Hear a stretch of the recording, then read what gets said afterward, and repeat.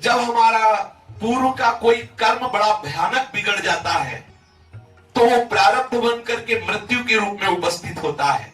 जैसे कोई गर्भ में ही मर गया, कोई बच्चापन में मर गया, कोई जवानी में मर गया। तो मृत्यु भी एक होती स्वाभाविक, एक होती है आकस्मिक और एक होती अकाल मृत्यु। जब किसी से भयानक पाप बन जाता है, मान लो उसका प्रारब्ध है अपराध, वैष्णव अपराध और दुराचार, नाना प्रकार के पाप, तो अब वो 80 वर्ष नहीं जिएगा, अब उसको अकाल मृत्यु में मरना पड़ेगा, क्योंकि भयानक अपराध बन गया। अब देवी शक्ति उसका विनाश करेगी, उसकी बुद्धि को भ्रष्ट करके उसे मरवाएगी।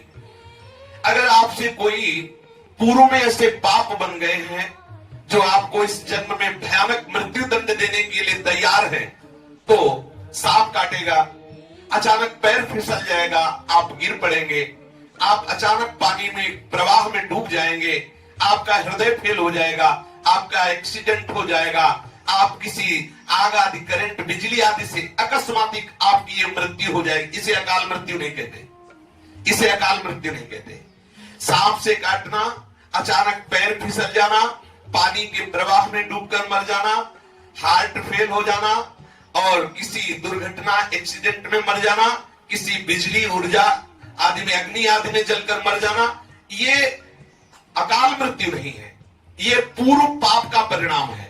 अकाल मृत्यु वर्तमान के पाप का परिणाम होती है। ध्यान देना, अकाल मृत्यु जो होती है वो पूर्व के पाप का नहीं, पूर्व के पाप का ये परिणाम होगा। और अकाल मृत्यु होती है कि आपको सुंदर मनुष्य जीवन मिला, आप जानते हैं कि कोई देख नहीं रहा, कोई शासन करने वाला नहीं, हम बहुत बचाव से पाप कर्म कर जाते हैं और बड़े बड़े भयानक पाप कर्म कर रहे हैं, तो फिर आपको अपने हाथ से फांसी लगाना, यह है अकाल मृत्यु। अपने हाथ से फांसी लगाकर मरना, कुएं में कूद कर मरना, रेल के नीचे जाके कट के मरना, ऊपर ऊंचाई से कूद कर मरना, जहर खा लेना और शरीर को मिट्टी का तेल आदि डाल करके आग लगा देना, ये सब अकाल मृत्यु। देखो कितना भयानक दंड उस कर्म का उसको इसी। और ये ऐसा नहीं कि आपको 50 वर्ष जीना है तो 50वें वर्ष में ही जाके करेंगे, नहीं। यदि आपसे भयानक अपराध बन रहा है तो आपको बहुत शीघ्र अकाल मृत्यु स्वीकार करनी हो। इसे ही अकाल मतलब पूरा समय ना होने पर भी आपको मरना पड़ेगा, क्योंकि आप प्रकृति में बहुत दुराचार कर रहे हैं। इसे अकाल मृत्यु कहते हैं। किसी का एक्सीडेंट हो जाना, सांप काट लेना, बिजली से मर जाना, या हार्ट फेल हो जाना, या पैर फिसल करके मर जाना, या पानी प्रवाह में मर जाना, ये आकस्मिक मृत्यु है पूर्व पाप के कारण, उसे अकाल मृत्यु नहीं कहते। नहीं तो जैसे पूज्य श्री मामा जी दुर्घटना में, एक्सीडेंट में पधार गए, तो क्या उनकी अकाल मृत्यु हुई? क्या ये पूर्व का संयोग ऐसा था, वो हो गया। अकाल मृत्यु वर्तमान के पापी को होती है। वर्तमान में जो भयानक अपराध कर देता है वो स्वयं फांसी लगा के मरता है, स्वयं कुएं में कूद कर मरता है, गाड़ी के नीचे आ जाकर कटता है, ऊपर ऊंचाई से कूदता है, जहर खा लेता है, तेल डाल के शरीर में आग लगा लेता है, ये सब अकाल मृत्यु है। अकाल मृत्यु वाले की बहुत बड़ी दुर्दशा होती है, जिसे आत्महत्या कहते हैं। सबसे ज्यादा दुर्गति अगर किसी को दंड मिलता है तो ऐसे लोगों को मिलता है, आत्महनन गति जाए।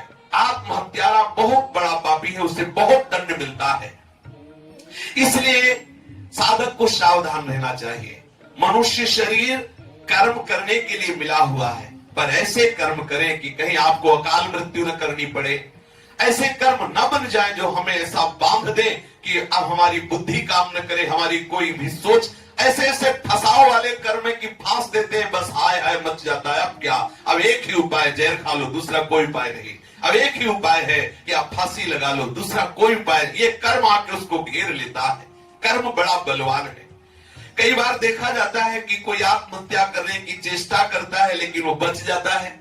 उसका कारण होता है कि उसका पाप तो प्रबल हो गया, लेकिन जैसे उसके शरीर से किसी जीव को बेटा रूप में आना है, पत्नी के गर्भ से, अब उसका प्रारब्ध उसे बचा लेगा, उसका पुण्य उसको बचा लेगा, क्योंकि उसके शरीर के संयोग से एक पुत्र आना है, अब वो बचा लिया।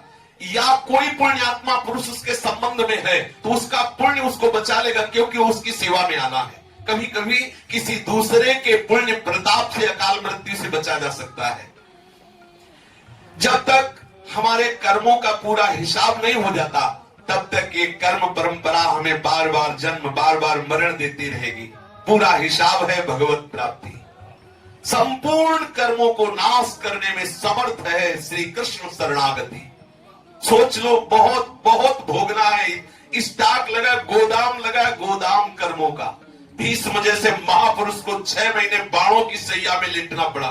सोचो, 2-4 कांटे लगा के लेटो तो कैसा लगेगा। प्रत्येक अंग में सैकड़ों बाण चुभे हुए थे, भूमि का स्पर्श नहीं हो रहा था। ऐसा परम वैष्णवाचार्य, परम ब्रह्मचारी महापुरुष बाणों की सैया में 6 महीने तक।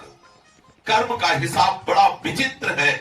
जरा सा चूक हो गई और श्रवण कुमार का वध हो गया। इसलिए सावधान रहे, किसी भी परिस्थिति में हमारे द्वारा कोई भी कुकर्माचरण ना हो। आया हुआ पूर्व जो कर्म का फल है उसे निरपेक्ष